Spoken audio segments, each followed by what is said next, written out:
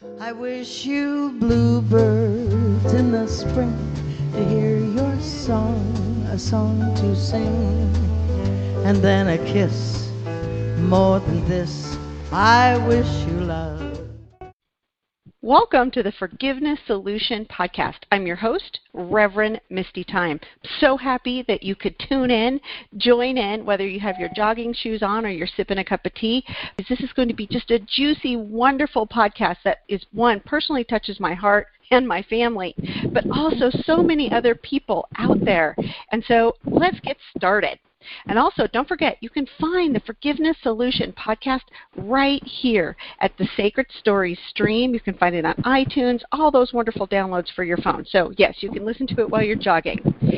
Today, I'm honored to tell you that we have a doctor, yes, and a reverend, Reverend Dr. Jane Galloway. Now, why would I be wanting to interview a reverend and a doctor? Because this beautiful soul, this beautiful woman, has 30-plus years as a practitioner of the 12 steps of the way of life. You know, the AA thing that is so ingrained in our society. But what's wonderful about Jane, she also wrote a book that expands on that talks about the spirituality as a wisdom and as a path. So, Jane, can you say hello to everyone for us? Hi, I'm so happy to be here with you, Misty, and I love your book. It's absolutely zeroing in on such a healing place we all need to reach. So I'm very excited to be on this call with you today. Well, I'm just thrilled to talk about something so near and dear to my heart. You know, Dr. Jane is to us something so important personally to my family and to my life. You know, when something touches our heart, it usually means it's because we've dealt with it before, right? Well, one thing I've dealt with a lot and talk about in my book, and really the whole story around forgiveness for me, was the addiction of so many of my family members. So, Jane, let's just dive in and talk about your path, your story, and how your book came about. Well, I guess I can start by talking about how I encountered the 12 steps originally. So and my book came out of many years of practicing them and moving beyond just what I would call stage 1 recovery. And that's, but anyway, so my father was in AA, and he was my hero in many ways. He was sober before he married my mother, and he actually died when I was 16 years old from heart disease, which was really directly related to smoking. So that's another addiction. You know, we live in an addicted society. But my dad was really, he was charismatic and funny and successful and really used the program in the way that, got him on a track. He, from the AA experience, which he was very engaged with, and he would 12-step people and speak at meetings all over the country. But he also moved into Power Through Constructive Thinking by Emmett Fox, and Emmett Fox is one of the metaphysicians whose work was strongly used as the spirituality of the program, as a link to the way of approaching spirituality in the program. And Emmett Fox, and How to Win Friends and Influence People, Dale Carnegie. So my dad was a human potential guy, and he was my parents were divorced when I was very young, and it was kind of a traumatic early beginning and, frankly, very, very disrupted life. Every time I got ahead, something awful happened in my family. And so, but my dad was a consistent person there, and I did not live with him all year round, but I spent summers with him and talked to him every week, and he used to tell me things, and he would really say these things into my subconscious. First of all, he'd tell me, you're a Pisces. It's a fish swimming both ways, and you can choose to go this way or this way. He was telling me everything, every tool. But he really, when something would happen that I felt was going to kind of knock me off my pins, he would say, Janie, you have moxie, and don't ever forget that. And I didn't, and the thing was, I've looked at some childhood pictures recently. He was right, I did have moxie, and I still do. But the thing was, I used to think, oh, yeah, right, because I didn't feel internally strong. I had gone through really witnessing and even intervening in some really stuff that kids should not be involved with when I was very young. And I now know that this impacts our brain. It really impacts the way our neural pathways develop. So I intervened in an altercation between my parents when I was 18 months old, calling out, "Don't hurt my mommy." So I adored my dad. He was in early recovery, and they didn't in those days go to that many meetings, and they didn't deal with the secondary issues. The addiction to a substance is just number one. The first step is the only one that deals with any kind of substance. All the rest of it is changing, as we laugh in the program and say, and then just change your whole life. But there are steps for doing that. So anyway, my dad exposed me to the steps. My dad exposed me to the program. I didn't have any idea I was an alcoholic. So I just thought I was, highly emotional. But when I discovered that was my issue, really, I mean, it was a relief. So I didn't go into AA. I was like, finally, I love AA. I loved my father's friends. I loved his. I mean, the year before he died, he won the top award for sales for Milton Bradley, internationally sold, that games and teaching aids and stuff, and internationally. And he was a type A who smoked 3 packs a day, Wow.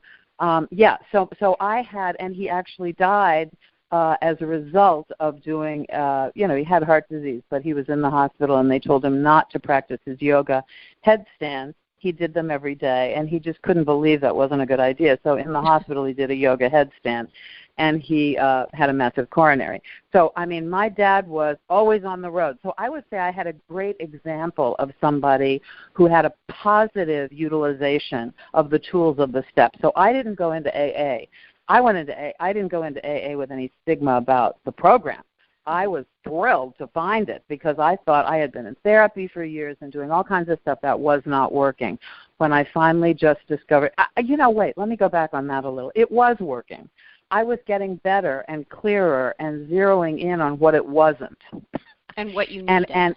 And what I needed. And it saved my life. Therapy really saved my life and got me to a point. However, so many doctors and therapists aren't educated about the disease of alcoholism. So they'll tell you, because I was starring in a very successful show in New York, and my life looked great on the outside. If you don't know about alcoholism, you might think that means everything's going to be okay if you just situationally move things around to change your life. But the point is, until you stop drinking, that's not going to happen. So I had a lot of. How many years ago was that? I got sober moment? in 1978. Okay. So that was 38, and 38, and 3/4, I guess. We have a kind of a funny thing in the 12-step programs where you don't say. I mean, I could tell you, like kids say, I'm almost 6 years old. I could say I'm almost 39 years sober, but it's kind of almost a bad luck thing to do that. So I'm. So December 12th is my sobriety date. Well, congratulations. Congratulations. Thanks. That was the beginning. It's a lot of work, isn't it? Well, I don't shy away from hard work. I can tell that, sweetie. But, and I'm an actor. I was a professional actress for many years on Broadway, TV, film, starred in a pilot for CBS. So I love work, and I love creative work, and the work of freeing myself up from so many of these things which had kept me out of the sea and the swim of life was let me put it this way. It's a lot harder work to live the other way. Good So, point. you have to engage. This is you a have very to engage. good point. Mm-hmm. Yeah. Yeah. So you have to engage with the process if you want to, have the benefits of it. So. Well, and when we talk about AA, in my book I focus on specifically 2 steps because it has to do with forgiveness, and that's step 8 and step 9. And right. it's both about making amends, and I talk about the difference between an apology and making amends in my book also. Mm-hmm. Amends is kind of like doing something, like putting some action behind it, and then amends is to change. Yes, and to others that you've hurt, and then also the next step is about forgiving those who've hurt you.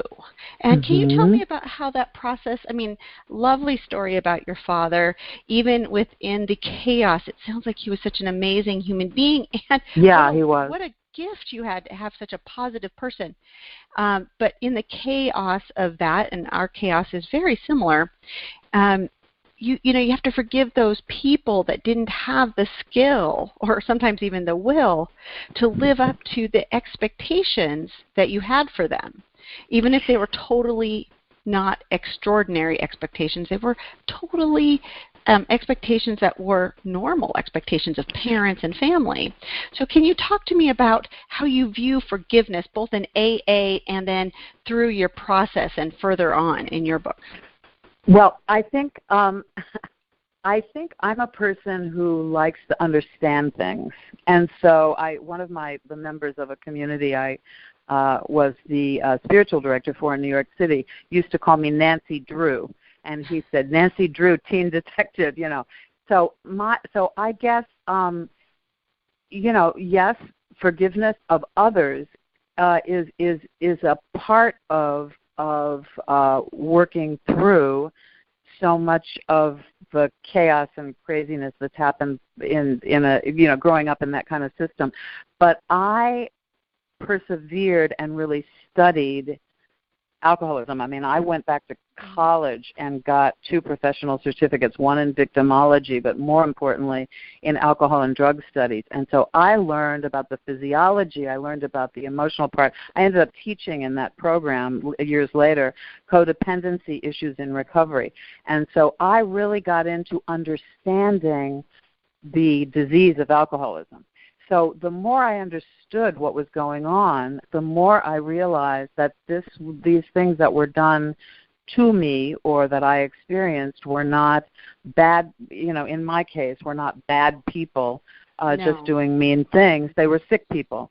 And that's tough. And with some of things are still coming up. Honestly, Misty, things are still coming up. I had an amazing experience recently where I had a lucid dream and a whole list of events came. It was like a film coming in my sleep, or not half sleep, of things that happened to me growing up. It was almost like my subconscious mind was saying, okay, you're ready to face this and you have to look at this now. So Jane, when you just talked about the fact that you were able to do some deep research and really understand the disease state of alcoholism and addiction, and you did the work, and through that you were also able to see that your childhood experiences really were not something that somebody was trying to hurt you. It came from people who were suffering from their own addiction. And suffering from being part of the disease. See, here's the thing. Some people are active addicts in terms of drinking alcohol or taking drugs. Other people are are living in the illness of alcoholism. And so I laughingly, but it's true, say that I came from a family where everybody talked about alcohol but nobody drank. My grandparents were both adult children of alcoholics. My mother came from that environment. So untreated Al-anon issues are actually more oppressive than the actual. Alcohol is a relief. It's like finally something lets the lid off of all that held in emotion. So what I learned about was the disease of alcoholism. I learned that it doesn't necessarily manifest as a person who's drinking or using. We find ourselves magnetized to people who are going to help us work out our issues. That is a very good point. Could you talk a little bit more about Al-anon? Because lots of listeners, they've all heard about AA for the person who's the addict or having the alcoholism issues, whether it be NA or AA. But talk more about Al-anon and what that Al-anon really was started by actually Lois Wilson, who was Bill Wilson, one of the co-founders of AA, Bill Wilson's wife. And she, they used to invite the wives or to come to meetings. There were also women in the early AA, but very few, and it was slanted very much toward men. But they used to invite them to come to the meetings, and Lois realized, there are different issues here. There are different specific problems and issues that have to do with being the family of this person that really need to be dealt with. And so using the AA literature, she began Al-anon, the Al-anon family program. So there's Al-anon and there's Al-ateen. And this is really dealing with the disease of alcoholism. Now, what I find from the family perspective, and frankly, the phrase I learned long ago, I got sober in New York, and one of the meetings used to say, AA gave me back my life, Al-anon taught me how to live it. And so I find the maturity of understanding how to live with this disease. In AA, people tend to go, okay, I'm out of here, or I'm leaving, or I'm changing. In Al-anon, a lot of people stay even in situations where they're living with an active addict or someone, but you learn how to detach from the behavior and detach from the illness. And it's I've always called it the Zen of the 12-step programs, and it really is for me. I mean, yes, it's important for me to know that I'm chemically sensitive, and that's something that I'm about to have surgery in about a month and a half, and I always am prepping to deal with the anesthesiologist, because somebody who hasn't had a drink or drugs for like a double 2 lifetimes practically has different sensitivities than people, because we live in a society where people are taking something for everything. And so to tell them, I really don't want to feel the surgery, obviously, but I also don't want to be loaded up with too much anesthesia because I have a reaction. So I'm chemically sensitive. So to learn that part of the illness is important, but then to learn what are these behaviors that have to do with being part of the constellation of alcoholism. Alcoholism is a whole syndrome. It's not just drinking. So a lot of the people... I absolutely agree with you, because being a child of alcoholics, having an alcoholic brother, having just so many addicts in my family, the syndrome, I thought that was a great way to say that, because it affects all of us so differently. Right. And I always say, I can't get addicted to brushing my teeth. But I can tell right. you, I can have behaviors that make me realize that I'm a child of an alcoholic. Well, we get addicted to control. We want everything to be perfect. Right. We want to figure that's the Al-anon illness. We learn if I just do it this way, if I just do it that way, they'll change. If I just do so we get addicted to control, and to try to and that's a survival skill as a kid. I mean, growing up in that kind of environment, that's a survival skill. But then it's critical to say, okay, beyond that, how do I let go of trying to control another person? There are 3 C's in Al-anon that are extremely helpful to remember. I didn't cause it, I can't cure it, and I can't control it. Wow, that is, I have to tell you, my heart needed that. Thank you so much. Oh, good. So I recommend the program. I think, as long as we're focusing on another person, what another person did to us or did, it's kind of stage 1 recovery. It's also our fingers pointing way out there at somebody else. And we are part of that dynamic.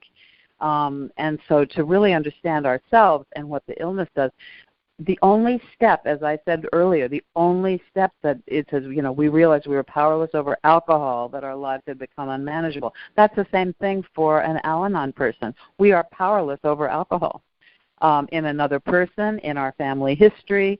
And so when you can go, oh, wow, that's part of the disease of alcoholism, it's unbelievably freeing and also clarifying. So then we start realizing, oh, okay, so I have this disease too. I just have it from a behavioral standpoint. I really agree with you. I have been a really high-powered, go-getting woman my whole adult life. And even as a child, I was the one that was trying to make everything okay. Yeah. And it has taken me, and I'm 51, and I have 6 children. Most of them are all grown. But I'm sure they'll mention to you, if they ever sit on their therapist couch, that would be, my mom tried to make sure everything was done just right. Like, do this, do that. And it's taken me this long to go, oh my gosh, I have no control over another human being over the age of 18. What was I doing? And that comes from that control piece. And I just love that. I know I didn't cause my parents to drink, and I definitely didn't cure them. My mom was 86 years old, and I was watering down her vodka when she died. And even though I thought I was controlling my world, I really wasn't controlling it. And well, you were trying to control her. Yeah. Right? So thank you for that. And I'm sure anybody else who has a family with addiction in it or has a friend. See, that's the other thing. If it's not in our family, we have friends that it's part of their family. I mean, it's so widespread that you can understand where a person who grows up in it could have a little bit of controlling issues. Yeah, absolutely. So what happens is we don't get the relief or the healing until we get the focus back on ourselves. Very and good. Start looking at our own issues, our own, we've got to look at ourselves. That's just it. You know, and it's do one the of steps those for things. ourselves. I mean, there are Al-anon people do the steps with a sponsor and then work the program and have their own sense of recovery. And then the idea is when things start coming, one of the big things in Al-anon is keep your mouth shut. Don't say it. We're great at saying, oh, but this could help you just a little bit there, or this could help. Learning how to keep my mouth shut has been a big part of the healing in Al-anon, and that's what people talk about in meetings. So it's a great healing environment. Yeah, as long as we're focused on the other person, and this goes back to your forgiveness idea. We've got to forgive ourselves for I'm sure you've heard the phrase, when we know better, we do better. Yes. But the point is, so we've got to forgive ourselves for whatever mess we made out of our lives by trying to control other people or just control circumstances. We have to just say, you know what, that was my survival tool. Just like taking a drug or a drink is a survival tool for an active addict. So understanding the disease of alcoholism helps you to let it go, let a lot of that anger go. Then we have to look at, okay, who am I attracted to? Because life goes on. And I've lived much more of my life in recovery than I did in active addiction. So then I have to look at, okay, what are my choices? Because it's about, how do I move into stage 2 recovery into, there's a phrase, and this is on my website, which is janegalloway.com. I start by saying, in the AA literature, they talk about AA being a bridge back to life. But a lot of people camp out on the bridge and become AA, that's their whole life. And that's stage 1 recovery. We have this miracle that happens more often than not, and it's really a God thing. But to have the compulsion to drink removed is unbelievable. It's an unbelievable gift. So you're not sitting around white-knuckling it, and that's really an act about it. Somehow the steps enable that to happen. With me, it happened rather instantaneously once I had this big white light experience, but everybody has different things. But the thing is that then it becomes really a spiritual practice. Yeah. Is that the spiritual part? Is that when your book kind of started coming together in your mind? Well, actually, for years, as I was working the program, I didn't even think I was writing a book. I was drawing. I'm also a painter, and I do a lot of representational art, but representational means looking more literal. What I do is represent a lot of processes or spiritual processes I've been through my work. And so I've gone through phases where I've been painting a lot and phases where I've been painting less frequently. But for years I had been journaling, and along with journaling, I was drawing these ladders, kind of, if you will. The 12 steps, the 7 chakras, Maslow's hierarchy of needs, Erik Erikson's 8 Ages of Man, the Kabbalah Sephirot. I studied Chinese medicine in earnest for a couple of years. So the Chinese meridian system, I was drawing these things in very bright colors, but they were like ladders or grids, developmental grids. And I was thinking, wow, the 12 steps are a developmental process, kind of, if you will, a ladder, like the Bible talks about Jacob's ladder, a ladder to higher consciousness. And so I was drawing all of these grids, and then during my sobriety, I have had some big illnesses that I now see as really purging, healing processes. And during the time that I have had these, I sought out many different healing modalities, like sound healing and working with alternative practitioners who dealt with gemstones or essences or body work and all this stuff. So for years, as I became a minister, went to graduate school, was ordained in a rather traditional denomination, etc., I was always working on that developmental model. You have to, especially Maslow's hierarchy of needs is great to look at in this regard. But the 12 steps, the first 3 steps talk about being a 3-legged stool upon which all the rest of the work rests. So you have to establish that basic security in the basic work with self. So I have always used that other stuff. So when I ended up going to New York and being the leader of a community, couple communities, spiritual communities, basically new thought communities, and at one point a member said to me, very bright woman who's also published author and in holistic fields, said to me, look, you can teach so many things, but we want to know what works for you. And the minute she said that, I was like, oh. I said, well, it's the 12 steps and all this other stuff I've done along with them. And it's interesting that answer came so quickly because I've also learned tons of theology and many, many, many systems. But the instant she said that, the answer came right out of my mouth. Oh, it's this. And I had been drawing those developmental systems for years. And so she said, write that. We need that. And so that was kind of an instruction from the cosmos, if you will. It came from a person, but it was like, oh, okay. So then the book, it turns out, began to write me. I mean, it was 4 years of that process, and from writing how, how intense that becomes. But really, the book began to write me. I mean, it was ready to come out and to be shared. So basically, it's a book about kind of almost a trap door at step 11, which is is really continuing the spiritual path, sought through prayer and meditation to improve our conscious contact with God as we understand God, praying only for God's will for us and the power to carry that out. And so a lot of people kind of get stuck at that spiritual step, if you will, and then go back to a very traditional form of religion, and often that doesn't work for them. So this was my way of talking about the wisdom path I have discovered while utilizing the 12 steps. So you really can't, the steps come in order. So it's interesting, you were mentioning before about steps 8 and 9. You can't, when you're working the system of the steps, you really can't do an 8 and 9 until you've done your own step 4.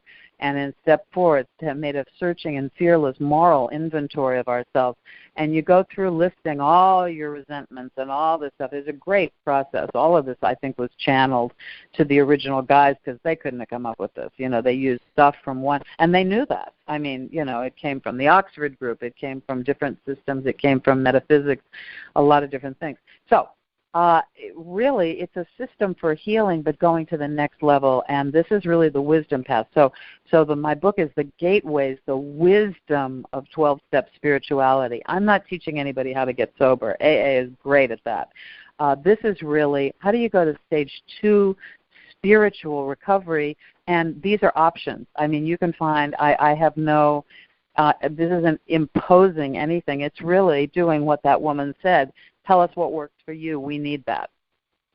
So that's what pushed the book. I think that, in fact, we're both reverends, so it's if anybody else is out there, they might not have the same view of God or universe or spirit, right. But for me, it is definitely a download. It's definitely, I did not plan on making the forgiveness algorithm. I was literally on an airplane, and it was the day before my brother died, and on a napkin, I was thinking about my family, and I started writing this map, and I'm like, okay, fine, stuffed it back in my computer bag. Next morning, I got the call that my brother had killed himself. And grief, the whole thing, and now I'm still angry, and his addictions, and he didn't live. I want to control it, and bring it back to his fault, he's bad, I'm right, he's, all those things. And I pulled out that little napkin and I went, oh, forgiveness. What really is this strange thing? And you said it right. It had a lot to do with spirituality for me, and I think other people are also searching for that. And I would highly recommend that you get Gateways.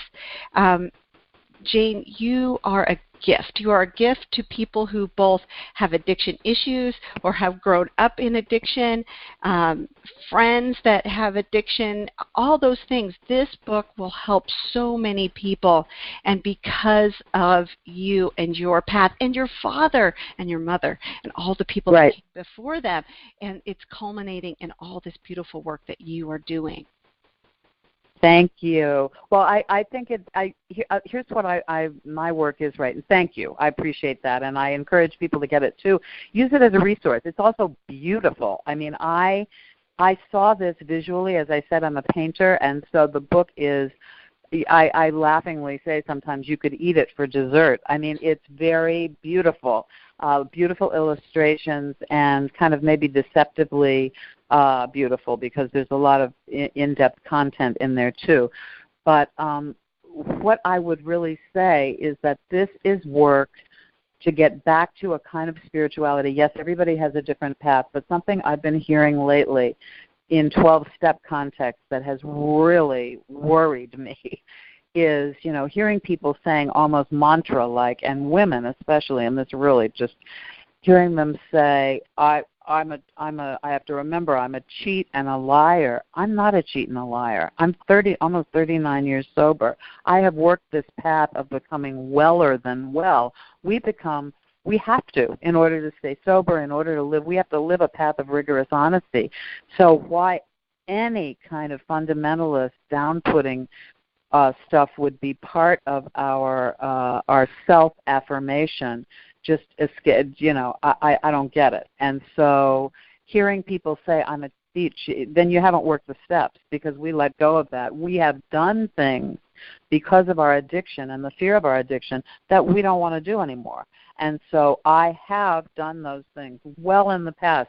And then there's an inner ecology process within the steps, step 10, 11, and 12. But step 10 is continued to take personal inventory. And when we were wrong, promptly admitted it. That's fantastic. If you do a daily 10th step, you don't ever have to do a 4th step again. But then to identify yourself as from a negative thing and tell your subconscious mind that stuff is heartbreaking to me. So a lot of my work now has to do with putting together some workshops on what's right with you. What's right with you? Because a lot of times, because of our backgrounds, we don't develop our innate skills. We're so busy trying to control our environment and trying to people please. And, oh, you didn't like that? Let me try this. You didn't like that? Let me try this. Just trying to live and make it through our early years, that we don't discover what's right about us. What if I really expand upon my innate skills, what magnificence will I birth into this world? You're a mother of all these children, and I have not biologically had children, but I have parented many in my work. And this is a regenerative sort of life-giving work that especially women have innately. We have it in our physiology, and we have it in our beingness. And so to tap into what is our creative potential, that's what I'm about. And it's about learning how to articulate from a positive perspective, I am good. I'm good. Not I'm bad, not I'm a person. I'm not defined by actions I took 40 years ago coming out of survival. I see addiction as an amazing resilience. I wanted to be part of life, and so I found some alcohol helped me to lower my anxiety. I had terrible anxiety as a child, and with good reason.